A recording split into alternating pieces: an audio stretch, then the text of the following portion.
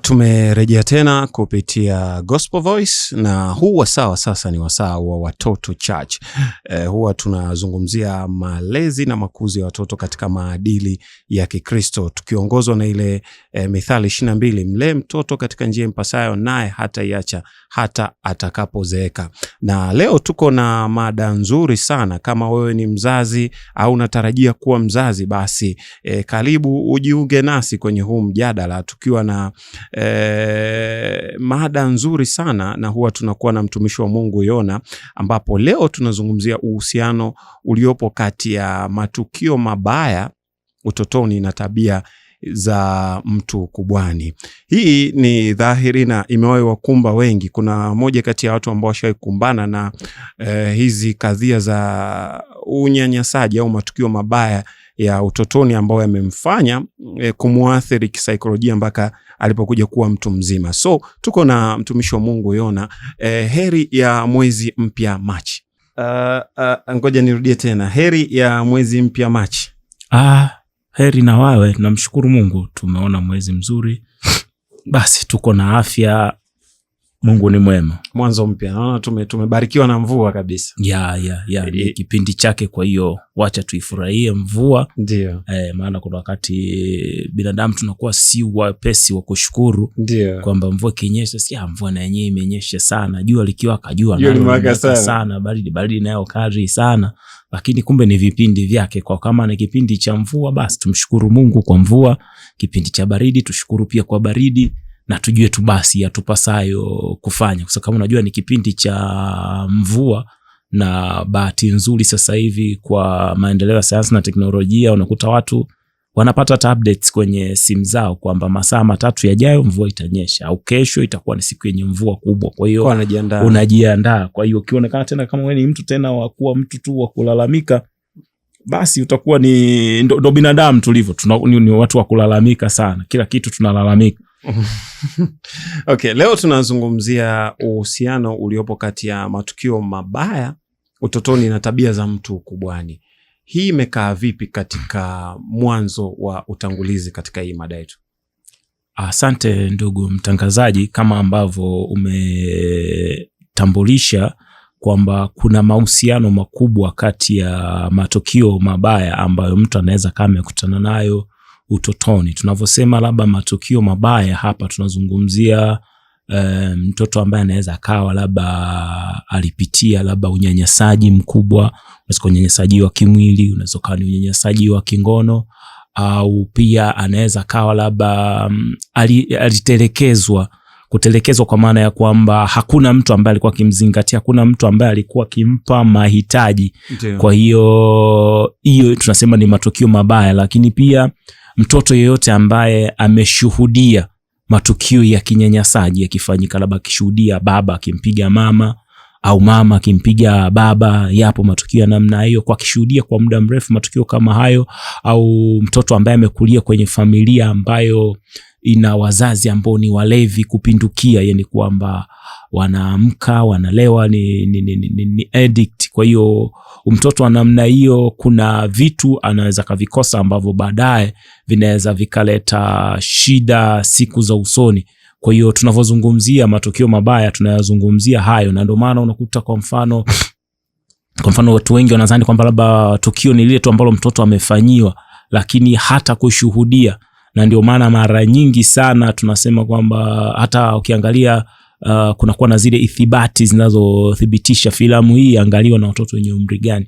Kwa kama filamu labda inakuwa ina viashiria vya uharifu, au ina viashiria vya matumizi mabaya ya lugha, kuna lugha mbaya ambayo inatumika, lugha ya matusi, kwa wanaandika kabisa pale kwamba hii filamu ina matukio ya ukatili ndani, labda kuna kuuana, kuna kufanya nini na nini.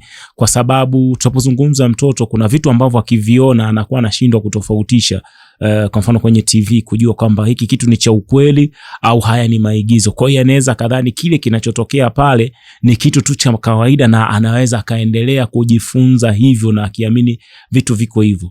Kwa hiyo tunavyosema haya matukio mabaya, maana yake yanaendelea kuleta madhara kwa mtoto. Kwa hiyo ni muhimu sasa kwa wazazi na walezi kuweza kuhakikisha kwamba hata kama mtoto anaweza kawa ameshuhudia hayo, basi kuwe na hatua stahiki ambazo zinaweza zikachukuliwa ili kuweza kumtibu huyu mtoto kabla madhara makubwa hayajaendelea kutokea hayajatokea katika nini tunasema katika maisha yake ya usoni. Kwa hiyo ni muhimu sana kwa wazazi na walezi kuhakikisha kwamba wanakuwa karibu sana na wanajenga ukaribu sana kwa watoto wao, lakini pia kufuatilia maendeleo ya watoto wao kwamba leo mtoto amekutana na nini au kitu gani kilikuwa ambacho kimejiri kwenye maisha yake ya kila siku. Kwa hiyo ni kitu cha muhimu sana, lakini pia tunasema tukio lingine ambalo linaweza likawa ni baya, linaweza likaleta madhira mabaya kwa mtoto siku za usoni. Kwa mfano mtoto akishuhudia mzazi au mlezi akitaka kujidhuru au kama vile akitaka kujinyonga au kujiua. Kwa vitu vya namna hiyo pia vinakuwa vina madhara kwa mtoto katika siku za usoni. Okay, tuendelee na kile ambacho hii sasa mtoto akikumbana na haya hizi matukio ya unyanyasaji au matukio ya kikatili wakati wa utotoni, inamjengea vipi yeye kuwa mtu wa baadaye? Je, anaweza kawa ni mtu mbaya au anaweza kawa ni mtu ambaye mambo yakiwa magumu anataka kuchukua uhai wake hatiani? Asante kwa swali zuri. Matukio haya yana madhara mengi sana kwenye maeneo mengi, kibiolojia, tuseme kihisia, lakini pia hata kiafya. Kwa mfano unavyozungumzia labda matukio kama labda ya ukatili labda wa kimwili au ukatili wa kingono, manake hayo yanaathiri moja kwa moja kwenye mwili labda wa mtoto. Anaweza akapata magonjwa, anaweza akapata mimba zisizotarajiwa, na tunaposema matukio haya manake yakitokea kwa watoto ambao wako kwenye miaka 0 mpaka 17 hapo. Kwa hiyo matukio kama haya yanaweza kawa na madhara makubwa. Kwa mfano unavyozungumzia labda ndo hapo kwenye kiafya, anaweza kupata magonjwa, anaweza kupata complication wakati wa uzazi, lakini hata wakati mwingine inaweza kumpelekea kufa. Lakini tunavyosema kihisia, kwa mfano tunasema kuna kuwa labda mtoto anaweza kupata msongo wa mawazo, anakuwa anawaza kwa nini kimenitokea hiki. Kwa hiyo anakuwa anawaza, analeta ile hisia ya yeye kuona kama vile kujiona yeye hafai, na anajiona ni kama vile yeye ndio yani yeye ndio sababu ya kufanya nini, yeye ndio sababu ya kufanyiwa yale. Lakini pia anaanza kujiona kama vile yeye ni mtu hafai, yani kwamba kwenye jamii ni mtu hafai ndio maana amefanyiwa hayo. Kwa hiyo katika hali hiyo unakuta kwamba na huo msongo wa mawazo kwa sehemu kubwa wengine inaweza kawapelekea sasa kuingia kwenye tabia zingine hatarishi. Anaweza kaanza kutumia matumizi ya vilevi, anaweza kaanza kutumia labda vilevi mbalimbali, au anaweza katumia bangi, akatumia vitu vya namna hiyo ili tu kuondokana na hiyo kadhia ambayo anakuwa anaipata kwenye mawazo yake ambayo yaliyopo mara kwa mara. Na kuna wengine hata wanafikia kufanya, tunasema wanafanya zile suicide attempt, wanafikia kutaka kujitoa uhai kwa sababu anakuwa naamini kwamba yeye hafai au yeye sio mtu mwenye nini, sio mtu ambaye anafaa tena. Lakini kuna wengine, watoto wengine wanakuwa nakosa hata usingizi. Kwa nini nakosa usingizi? Kwa mfano kama ameshuhudia tukio la hatari au tukio ambalo ni la kutisha. Kwa hiyo unakuta muda mwingine mtoto katikati ya usingizi anashtuka kwa nguvu na anatoa sauti. Kwa hiyo ukiwa kama mzazi au mlezi, hiyo ni kiashiria kwamba kuna kitu kibaya ambacho baba mtoto anaweza kaa amekiona. Isionekane tu kwamba labda maybe anaweza katwa ameota ndoto za majinamizi, lakini haya majinamizi yanakuwa yanatokea ni kwa sababu labda ya vile ambavyo amevishuhudia. Kwa hiyo ile picha inakuwa inajijenga kwenye ubongo, kwa hiyo inakuwa ikirudia. Kwa hiyo ni muhimu pia kuweza kufuatilia kwamba kwa nini hiki kinatokea hapa.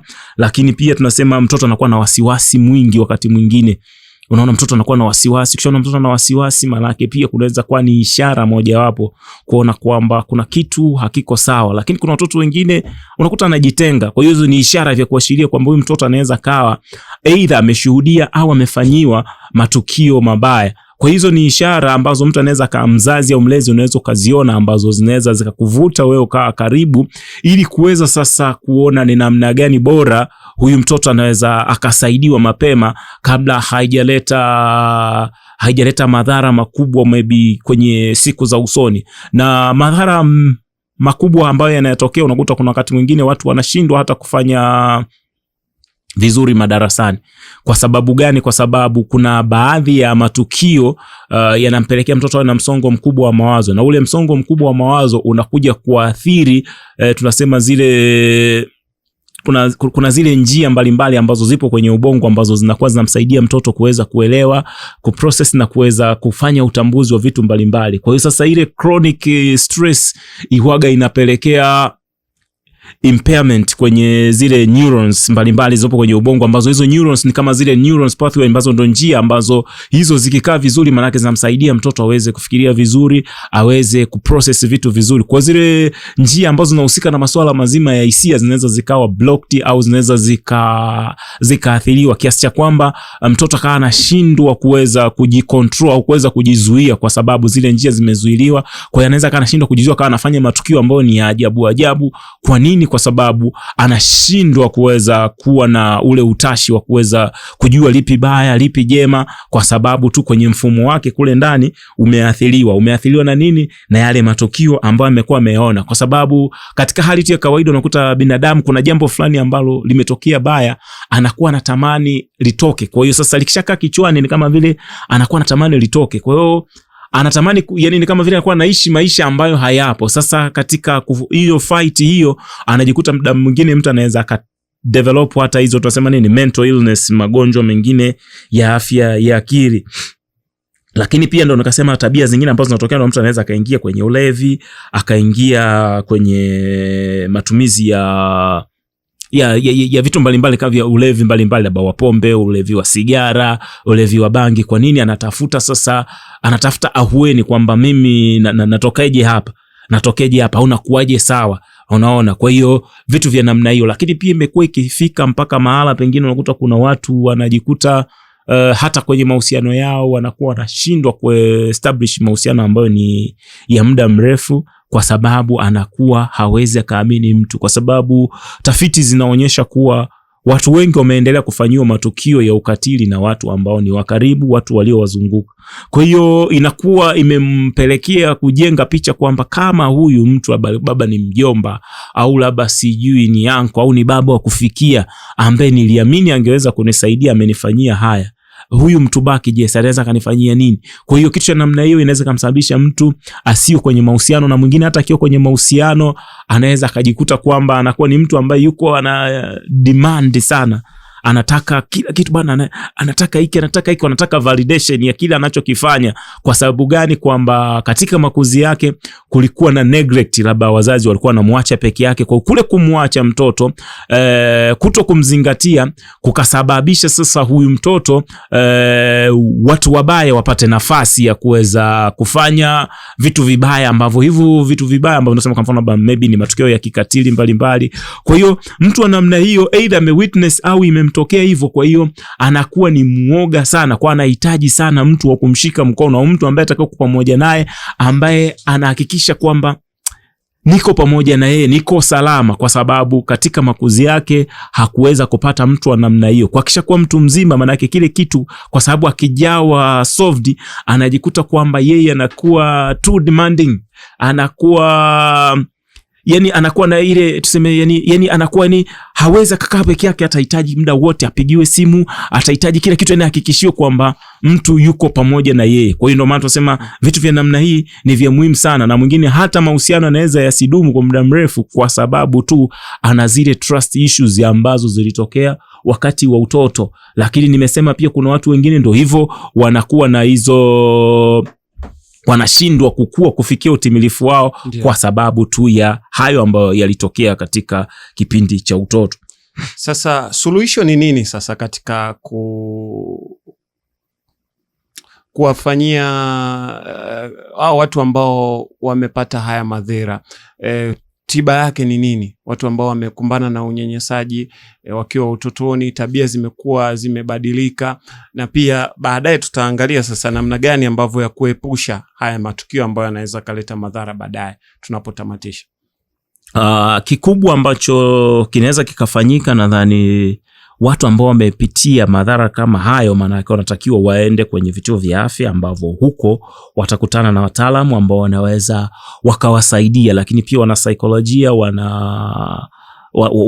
wamepewa mafunzo mazuri ya kuweza kumsaidia mtu ambaye ana matatizo kama hayo, ili aweze kuprocess kwenye kitu gani kilitokea wakati wa utoto na namna gani anavyo behave leo, kwa sababu tunasema tabia yote anayoonyesha mtu inakuwa inazungumza, tunasema behavior communicate. Kwa hiyo kila tabia unayoiona kwa mtu inazungumza zaidi kuhusiana na yeye. Na chochote unachokiona leo, yani ukimtazama mtoto leo, unaanza kumuona mtu mzima wa kesho. Vile vitu anavyofanywa mtoto leo vinatoa prediction ya mtu mzima wa kesho atakueje. Kwa mtu mzima unayemuona leo, kuna zile tabia atakazozionyesha zinaonyesha katika utoto wake kulikuwa kuna nini. Kwa maana yake sasa kitakachotokea hapo, maana yake huyu mtu akienda maybe kwenye vituo vya afya kwa wataalamu wa saikolojia, wanaweza wakampitisha na kuona kwamba hilo tatizo lina upana kiasi gani, ili kuweza sasa kumnasihi na kuweza kumrudisha kwenye njia, na aweze kupata sasa ile tunasema nini, ile self actualization, aanze kujikubali na aanze kuona kilichotokea ni kweli kimetokea na hakuna namna anaweza akabadilisha. Kwa sababu changamoto kubwa ni pale ambapo unatamani kubadilisha kitu ambacho hakiwezi kubadilishika katika maisha. Kwenye maisha kuna vitu ambavyo unaweza kuvibadilisha na kuna vitu ambavyo huwezi kuvibadilisha. Vile ambavyo unaweza kuvibadilisha, ukiendelea kuumia navyo, maana yake hiyo ni changamoto kwako. Lakini vile ambavyo hauwezi kuvibadilisha, ukitaka kubadilisha itakuwa inakutumbua na kukutesa. Kwa hivyo baadaye ni kukubaliana na hali halisi na kuona kwamba kuna nafasi nyingine na kuna maisha mengine yaliyoko mbele ambayo ni bora, kwamba na utapata sasa njia nzuri za namna gani ya kuishi na kuweza kujiamini na kuweza kuendelea mbele. Kwa sababu chochote ambacho unachokiona, labda unachoweza kuwa unakipitia wewe, unaweza ukahisi uko peke yako, lakini kumbe kuna watu wengi pia wamekipitia. Kwa hiyo ndio changamoto iliyopo. Mtu akidhani kwamba yuko peke yake na hakuna mtu anajali na vitu vya namna hiyo ndio inampelekea mtu awe na shida, na mwingine mpaka kafikia sasa hata kutaka kujitoa uhai, kwa sababu anakuwa haoni tena thamani na anaona kwamba kutokuwa na thamani ndiko kuliko pelekea yeye kufanyiwa haya. Kwa nadhani njia sahihi ni yeye kuweza kuonana na wataalamu wa saikolojia, lakini mwingine anaweza kaongea hata na kiongozi wake wa kiimani, kwa sababu viongozi wa kiimani wanatupa ile sense ya ule utu wetu, ile dignity, anakutia moyo kwamba wewe umeumbwa kwa mfano wa Mungu kwa namna moja ama nyingine, kwamba na mambo mengine yaliyotokea huko Mungu anasamehe, anatokea vitu vya namna hiyo. Itamsababishia sasa huyu mtu aanze kurudi kwenye ule utu wake na kuona bado yeye ana thamani. Waswahili wanasema kinga ni bora kuliko tiba. Kinga yake ni nini hasa katika wazazi ambao wanatusikiliza sasa hivi na sisi ambao tunajiandaa kuwa wazazi? Tunawezaje kuzuia haya matukio mabaya ya utotoni ambayo yanaweza kaleta tabia tofauti ukubwani? Katika malezi, nini ambacho tunapaswa kufanya?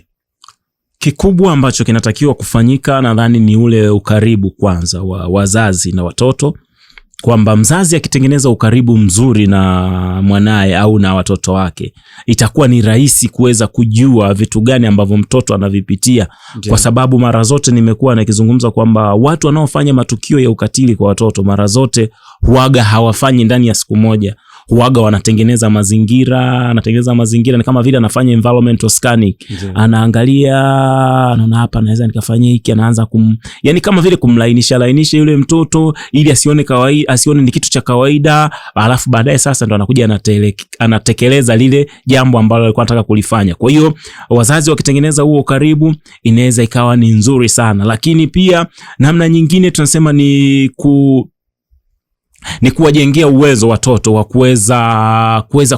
kuweza kujikinga wao wenyewe wanavyoona kuna viashiria vya hatari, na waweze kuvifahamu, lakini pia waweze kutafuta usaidizi wa karibu, kwa sababu we kama mzazi na mlezi sio mazingira yote unaweza kukaa karibu na mwanao. Kwa hiyo unamjengea uwezo yule mtoto kwamba aweze kujisimamia mwenyewe, kwamba akiona viashiria gani vya hatari nini akifanye, ikibidi kuweza kukimbilia msaada wa karibu au kukimbilia usaidizi. Kwa kufanya hivyo kwa namna moja ama nyingine tunaweza tukapunguza hayo, lakini pia kupunguza tunasema nini, yani kuwa na ile ule utaratibu wa kuweza kuangalia watoto wetu wanaangalia nini kwenye TV, watoto wetu wanashuhudia nini, ili kwamba hata kama imetokea basi mtoto ameshuhudia hayo aliyoshuhudia, maana yake inakuwa ni rahisi kuweza kufanya intervention mapema kwa mtoto ambaye bado ameshuhudia, bado akiwa kwenye hali kabla yale vitu havijaanza kufanya nini, havijaanza kuleta madhara, kwa sababu pia tunasema ile kukabiliana na hali hizo kuna tofautiana kati ya mtu mmoja na mtu mwingine. Kwa sasa ni muhimu wa wazazi au walezi kuweza kuwa karibu sana na watoto wao, ili kuweza kujua kile ambacho kinaweza kimewatokea kwa watoto wao, au kuweza kuona kwamba kuna hatari gani inakuja mbele. Rai, kwa kumalizia, nini hasa kwa kile ambacho tumejifunza hapa? Kikubwa ambacho naweza nikasema kwamba wazazi au walezi hawa ndio wenye dhamana ya chochote ambacho kinatokea kwa mtoto. Ikumbukwe kwamba mtoto ni mtu ambaye hawezi akajisimamia mwenyewe, na kuna baadhi ya maamuzi hawezi akafanya yeye mwenyewe, anategemea zaidi wazazi na walezi. Kwa hiyo sisi wazazi na walezi manake tumepewa jukumu kubwa la kuweza kuhakikisha tunawasimamisha au tunawasimamia hawa watoto wanakuwa kufikia utimilifu wao, lakini pia kuweza kuwalinda na hatari mbalimbali, lakini hata ikitokea hizo hatari basi kuweza kuona ni namna gani wanaweza wakasaidika, ili hayo mambo yasiweze kuja kuleta shida siku za usoni. Ikiwa wewe ni mzazi na au mlezi umesikiliza haya mafundisho, basi unaweza kumtafuta Yona ambaye yeye anaweza kukupa ushauri kuhusiana na masuala ya malezi na makuzi ya watoto katika maadili ya Kikristo kupitia namba yake ya simu ambayo ni 0714 91 99 18 0714 91 99 18. Kwa kipindi kijacho nini hasa tutamakinika? Kipindi kijacho nadhani tutaangalia zaidi hapa kwenye masuala mazima ya ulinzi sana sana na usalama, kwa sababu leo tumegusia kwa uchache kwamba haya magonjwa ya ulinzi na usalama, ambapo sasa kwa mapana yake kwamba ulinzi na usalama, mzazi anatakiwa mlinde mtoto katika maeneo gani na kwa nini anatakiwa mlinde, japo tumeona kidogo kwa leo kwenye haya hizi changamoto zilizopo na katika njia kukaribiana nayo tukasema kwamba mzazi anatakiwa atengeneze ukaribu. Kwa tunaweza tukaangalia zaidi ulinzi na usalama kwa watoto. Ulinzi na usalama kwa mtoto. Neno la hekima tunapotamatisha hapa? Mara zote nasema kile ambacho wewe umejifunza ukishakuwa mtu mzima sana, au ukishajifunza wakati wewe ni mtu mzima, wakati wewe wanasema what you learn late in life teach them early. Yani kile ambacho umejifunza wewe kwa kuchelewa kifundisho kwa wengine mapema, ili kwamba mwisho wa siku waweze kupata waweze kupita njia iliyo sahihi.